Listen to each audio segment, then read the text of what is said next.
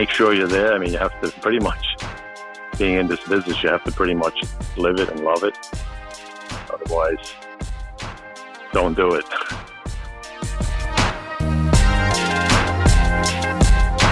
Welcome to The Profitable Table, fed by Woolco Foods, the nation's first podcast devoted to the business and lifestyle of the hospitality industry. Now, here's your host, Woolco Foods CEO Stephen Toberoff. Hello, everyone, and welcome to another episode of The Profitable Table, fed by Woolco Foods. I am your host, Stephen Toberoff, and today my guest is someone that I've been very much looking forward to talking to for a variety of reasons, which are going to be obvious as we get into the interview. So my guest today is Manny Colon. He is the owner of Manny's Bistro at 225 Columbus Avenue in New York City, which is between 70th and 71st Street. And there's so many different subjects that I'm looking forward to getting into with you, Manny. But first off, I just want to say thank you for taking the time to speak with me today. Sure, no problem, Steve. So, Manny, before we get into it, can you just tell us a little bit about yourself and then how you created Manny's Bistro, just a little bit of the history of that as well? Well, to get started, I managed this location for about 16 years. It was a restaurant, used to be called Bistro Cassis. And when the pandemic hit, the previous owners decided to not renegotiate their lease, and they moved on. A couple of months went by, and I negotiated a deal with the landlord, and I took over the space. And it was probably, I think it was around September 1 of 2020, which I signed the lease and did a renovation and opened up in mid-October. So it's been about a year and 2 months now, and I was thinking of the name because the prior name, it was owned by the previous owners. So everybody I would speak to, they would always say, well, when we always came here, we always said, let's go to Manny's. Everybody always thought I was the owner because I always treated the place as if it were mine, very dedicated to what I do. So I just decided to call it Manny's. That was the vote. The vote was overwhelming with my fellow workers and with the neighborhood. So we just said, all right, we'll call it Manny's Bistro. And that's how the name Manny's Bistro came about. So it's a great story. And I've actually heard of a number of occasions or a number of examples where something similar happened that as a result of the pandemic, the owners just didn't want to continue. And one of the managers, or in some cases, it was a group of people who had worked in the restaurant for years, took over the ownership. And in each case, and obviously including yours, it's worked out exceptionally well.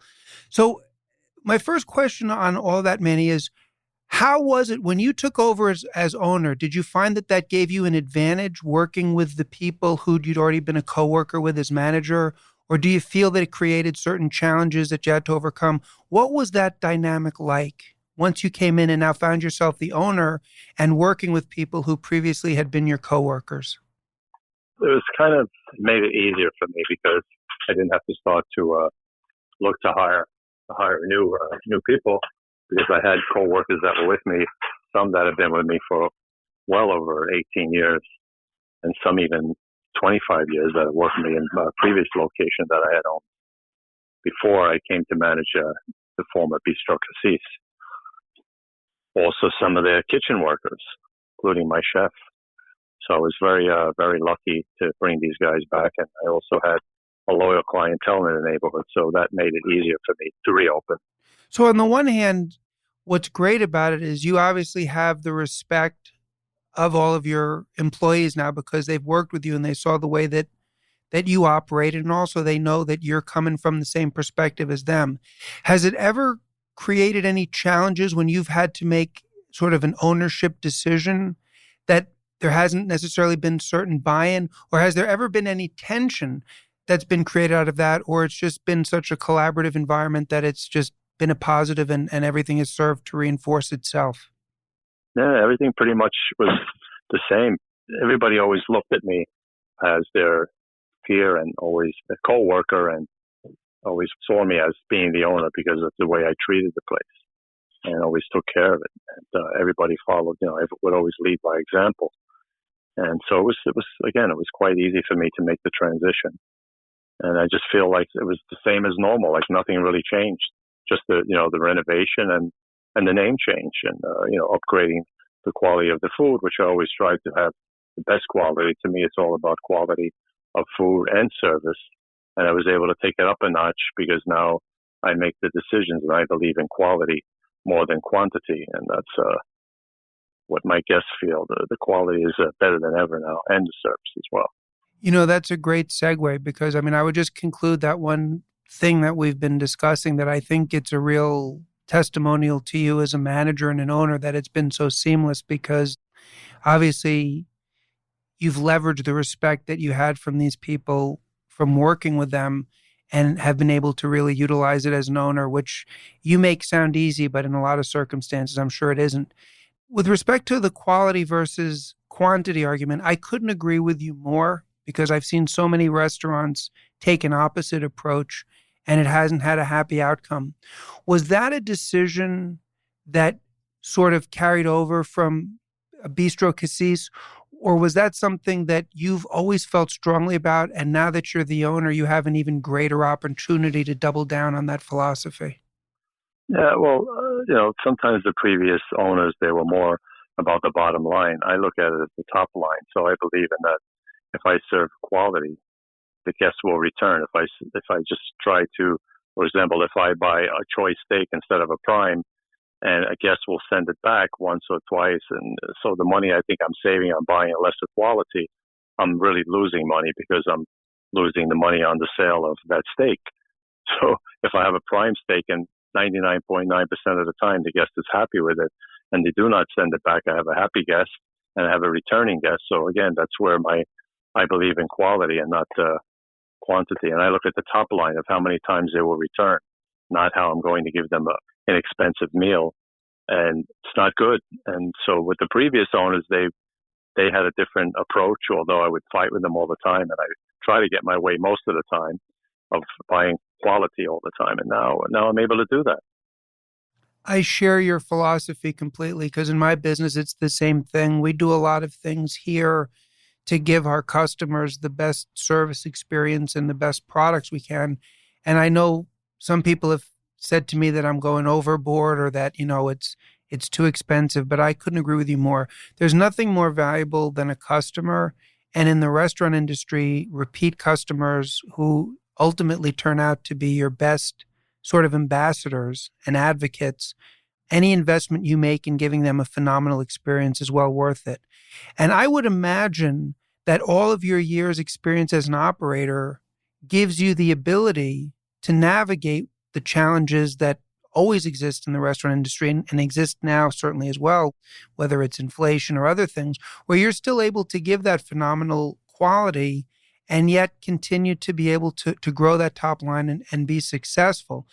When you talk about quality, would you say, Manny, because I know the area very well and I want to get into the neighborhood, the Upper West Side, would you say that the majority of your clientele are people who are regulars, who know the neighborhood, or do you get people, because there's obviously museums over there? What would you say the breakdown is of your clientele and those that engage with your brand in your restaurant?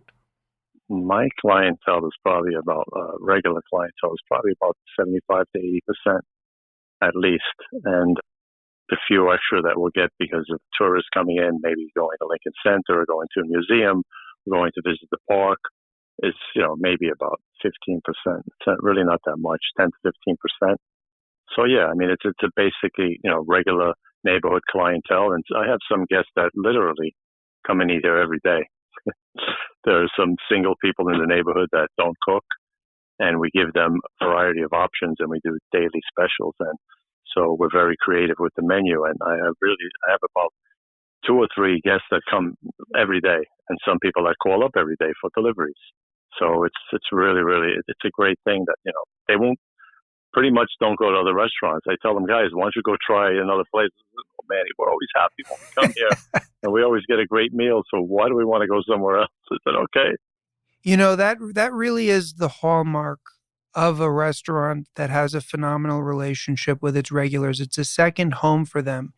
And I think, I was born and raised in New York City, and I grew up, as I say, in New York City. And the Upper West Side has always been one of those neighborhoods that really is a neighborhood in New York City. And there's been so many the Saul Bellow novel Seize the Day, and Isaac Bashevis Singer, who was on the Upper West Side. There's this real neighborhood, small town feel on the Upper West Side. And so if someone like yourself who can really capture that and build that loyalty with the locals, it's an unbelievable opportunity. Would you say that that is still the way that that neighborhood is? Has it changed? I haven't lived in New York for a few years and would just be curious. You've obviously been at this location for a long time. Would you say the neighborhood still lends itself to that sort of small town community vibe, or would you say that there's been some changes that you've identified that have either been positive or challenging in terms of the restaurant? Well, the neighborhood is we still have our regulars, but we're also getting a lot of new people moving to the neighborhood, a lot of young professionals moving into the neighborhood. Obviously, there are new high rises going up, and a lot of real estate has opened up, and some of the people that have left, and so there's a lot of room for new families coming in, and it's been really, I've been seeing, kind of like a geographical change. I mean, I've been seeing a lot of, again, younger professionals coming in, and they come once, they come twice, and this is the first time I've been here, and we love it, it's great, and they keep returning and telling their friends, and it just grows and grows, and the business, I mean, with the exception of what's going on the past couple of weeks with COVID and stuff, but before that, I mean, the business has pretty much been better than it's been since I've seen in 10 years, as far as new guests coming in and the support of the locals. So it's been really, really positive. That's great to hear, and it makes perfect sense with everything that I've seen as well, because one, those restaurants that really had a connection with the neighborhood and the community were the ones that were able to really weather the most challenging days of what we went through in 2020, because they had that real bond with the people that they were servicing. And also, they were able to, in a sense, and I'm curious if this occurred with you as well, to augment and almost add a new dimension to that dynamic with takeout and delivery. Do you find that you picked up a number of customers through takeout and delivery that you might not have otherwise gotten other than what we went through? Or conversely, were you able to introduce certain people who had never been to the bistro but tried you through takeout and they became in-dining customers? What was that experience like for you? Yeah, we've picked up some new delivery guests. We did the third-party delivery service for a while, which I'm not too keen about because I really don't like other delivery options. If somebody else handling my food, I prefer to do it with my own guys in-house. And, we don't ride bicycles or have motorbikes, and so we kind of do our own deliveries. We are working right now with Seamless Grubhub, but very limited. And the reason why I'm doing it is because it extends the delivery area a little bit further. But I do make sure that, when we pack our deliveries and give it to their drivers, that we take extra precautions on making sure everything is sealed properly and everything is, so when they do take it, then nothing will spill or be handled much better, but because of the way we pack everything. And so if those guests enjoy what we send them on a delivery, and then they'll see and they'll come and they'll dine at the restaurant as well.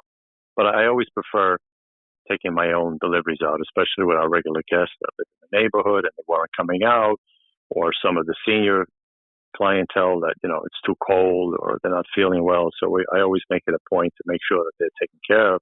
And that's one of the reasons why I never close them. We're open 7 days a week, lunch and dinner, to be sure that we don't block out any of our loyal guests, because it's all about our loyal clientele, in the neighborhood. And those are the ones that kept us going, and we're always concerned if we're doing okay.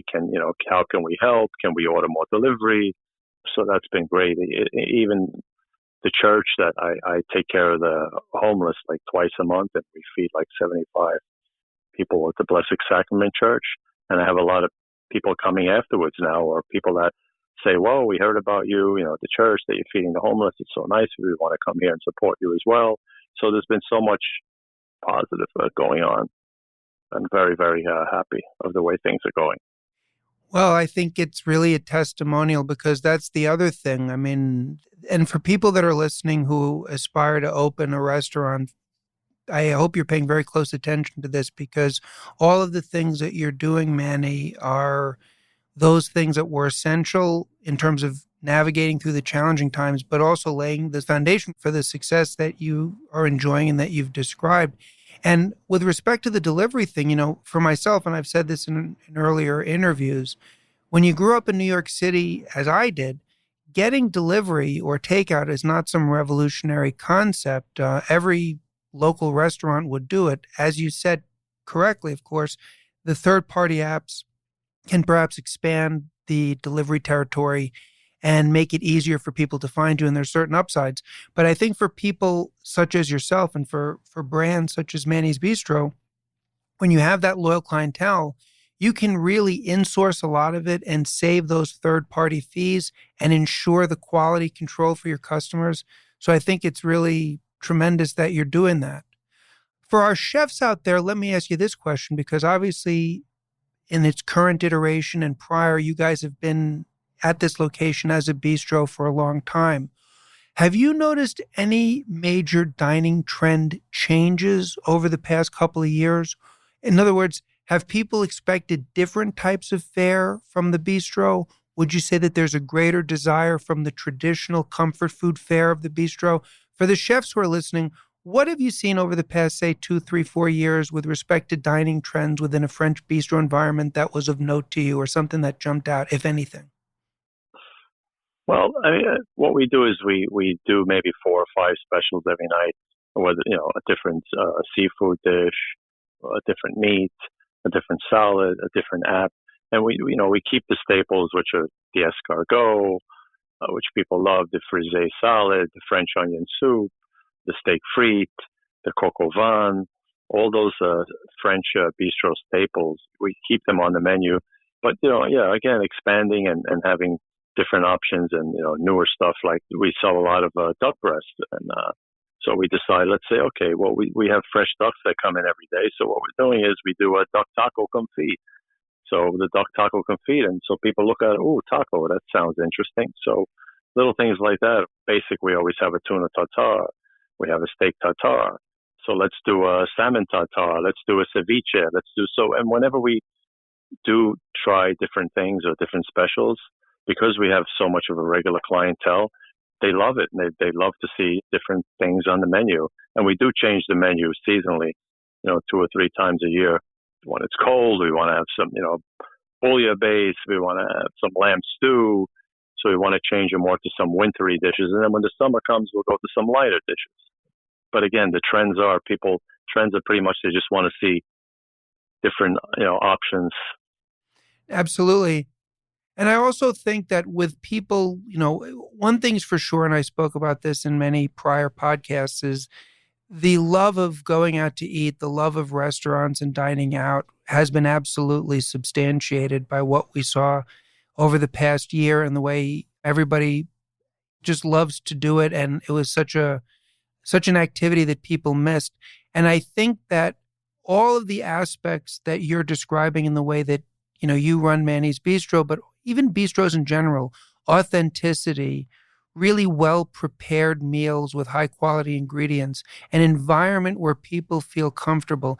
These are all of the essential foundational things that people are looking for. And I think that desire is going to continue to resonate well into the future because it's something that people missed. Now, one of the things that I heard yesterday, I'm curious to get your thoughts on it. Most people that I've heard have responded very favorably. I'm curious to know your thoughts on it and if it's meaningful or not, in your view. Governor Hochul said that it's her desire and her intention to make the to-go cocktail thing permanent, which I know was very popular from a number of restaurants during the height of what we went through in 2020. Is that something that you feel good about? Is that something that's relevant, or based upon your cuisine and your brand, it wasn't such a big deal? Do you have any thoughts on that? It really is not something that I am really interested. I mean, as far as a bottle of wine, yeah, for the wine, yes. For cocktails, not really. I think people want to enjoy a cocktail. They want to sit at a bar and have a cocktail. I mean, I would say some businesses that were predominantly bar business, then maybe people in the summertime would be walking by and grab a cocktail and sit outside, or grab a cocktail and take a walk to the park. But I don't know, it's something that because I'm not really big on bar business. We're 80% pretty much restaurant, 80% food, 20% cocktails, although we do sell a lot of wine. So when it comes to wine, we probably do about 40% on the wine compared to food sales, 60%. But as far as cocktails, taking cocktails out, maybe if I had a big bar, I would probably think about it. But I'm not sure if I really want to prepare and deliver cocktails to people's homes with the food.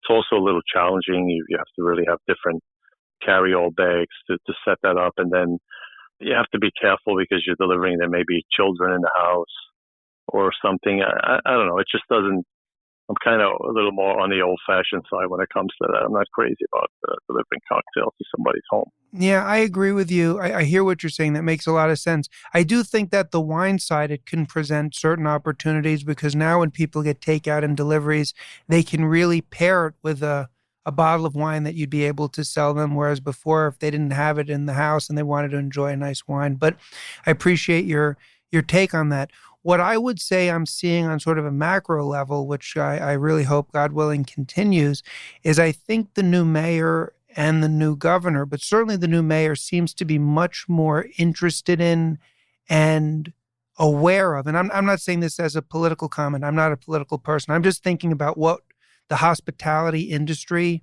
had to go through in 2020. And there were a lot of times in 2020 where I felt that the hospitality industry was not being treated fairly or even humanely. And I just hope that that's going to change. And I'm optimistic that it will. And I think that if it does, there are still tremendous tailwinds that can be felt going into this year from a number of different areas. You know what I mean? Yeah. Yeah, I agree. And I think the new mayor, from what I understand, is very pro-business as well. And he's been going out to the restaurants and seeing what's going on, and also with the outdoor cafes and the street and cafes that they want to keep them permanent. And that's a big thing as well for the city to have those outdoor cafes kept permanently, as long as they're built properly and there are strict guidelines on how they should be built and how they should be taken care of for the safety of the guests, most important. And also for the look of the neighborhood. You want the neighborhood to keep its look in every neighborhood. You know, some of them that were built kind of like shabby and just built in a rush, and just to have something there, which kind of being desperate when you couldn't have any indoor dining. But now that you're allowed to have the indoor dining, although right now at this point in time, people want to still sit outside. So if you build a really good structure, it's really helping tremendously. If I didn't build a structure in the street at that time, and I built one with the intention that it was going to be permanent, I built a sound structure. It's very well heated. Everything was done properly, very secure, built to the guidelines that were in the guidelines that was set forth from the city. And I went above and beyond and built it with my intention, again, thinking that it would become permanent, which I think it's going to be. Now, from what I hear, if the new mayor continues with this idea, I think it's going to be big for the industry, and will be also attracting. We'll be able to have more guests, and maybe even attracting more people from other neighborhoods, and it's I think it's a good thing.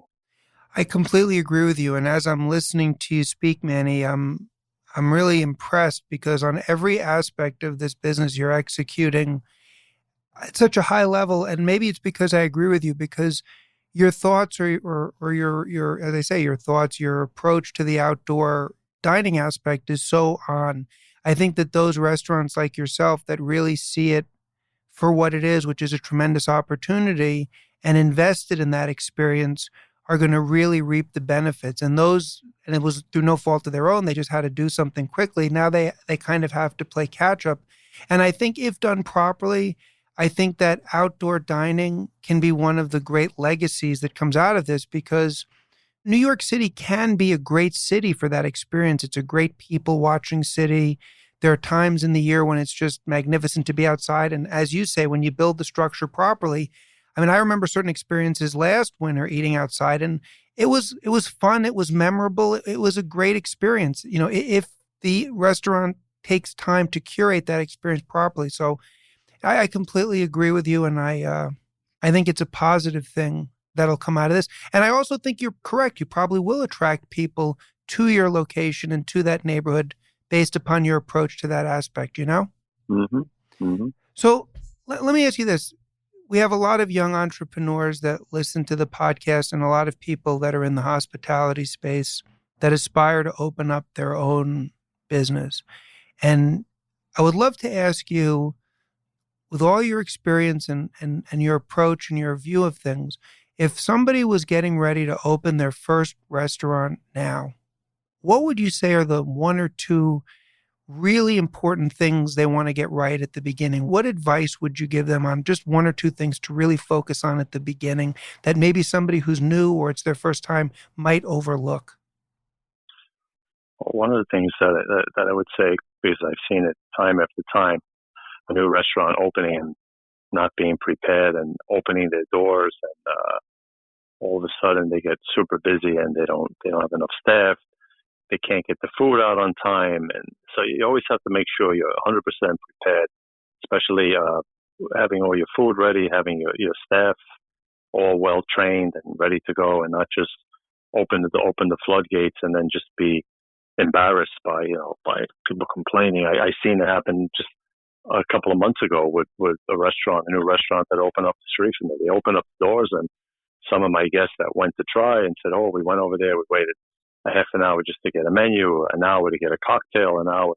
And so that's one of the biggest things. Always make sure you're 100% prepared physically with staffing, kitchen, front of the house, making sure that your whatever POS system you have is working properly so you don't have any glitches, making sure you have all your permits and, everything is working properly, and just make sure you're there. I mean, you have to pretty much, being in this business, you have to pretty much live it and love it. Otherwise, don't do it. Just make sure you have all your vendors. Make sure teamed up with you. There's a lot of vendors you can reach out like yourself that have a lot of experience that can help the owner open up and making sure he's prepared with what they need. And pretty much that's the biggest thing that I see, that restaurants, when they open, they're just not prepared. Staffing and Yeah. And that's, that would be, the biggest advice I would give to them. I think that's incredibly important advice, particularly because you want to make a great first impression. This has been an absolute pleasure for me, and I've learned so much listening to you. And I want to just say that Manny's Bistro is located at 225 Columbus Avenue, which is between 70th and 71st Street. You can check them out at www.mannysbistroupperwestside.com. And I just want to say to the listeners who are not in New York but are listening to this podcast and are going to be coming to visit over the next chunk of time, the Upper West Side is a phenomenal neighborhood and there's a lot of tourist attractions there. But one of the things I always encourage listeners to do who are not from New York is you want to try the local restaurants, because you really get not only a phenomenal meal and a phenomenal experience, but you really get a thorough New York experience, rather than, heaven forbid, going to one of these chains or something that just gets a lot of hype. So anybody that's coming to New York, you absolutely want to go to the Upper West Side and to check out a traditional French bistro in that community. Manny's Bistro would be the place to go. And Manny, I really appreciate your time. This has been very informative and very enjoyable speaking with you. I've gotten a lot out of it.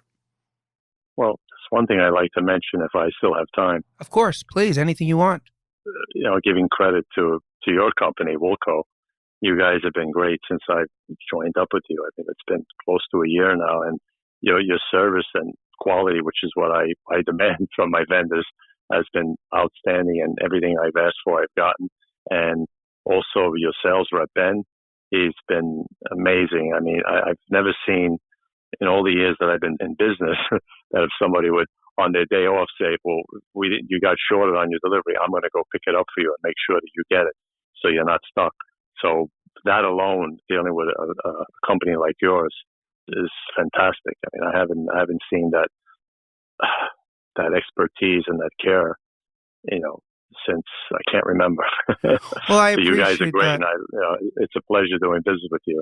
I really appreciate that, Manny, because like you, we value every customer and we love it, and we love to make everybody happy, and we don't want any negative experiences. And you got to, like you said quite rightly, and this goes for any business, but certainly the hospitality business, if you love what you do and you live it, you're going to want to execute. So I appreciate that.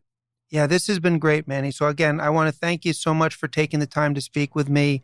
And for those of you that are listening again, that are new or thinking about opening a business or new to the hospitality space, the information here is something that I would really suggest that you're going to want to listen to this episode again and jot down some notes, because the lessons here are going to serve you extremely well through your whole career.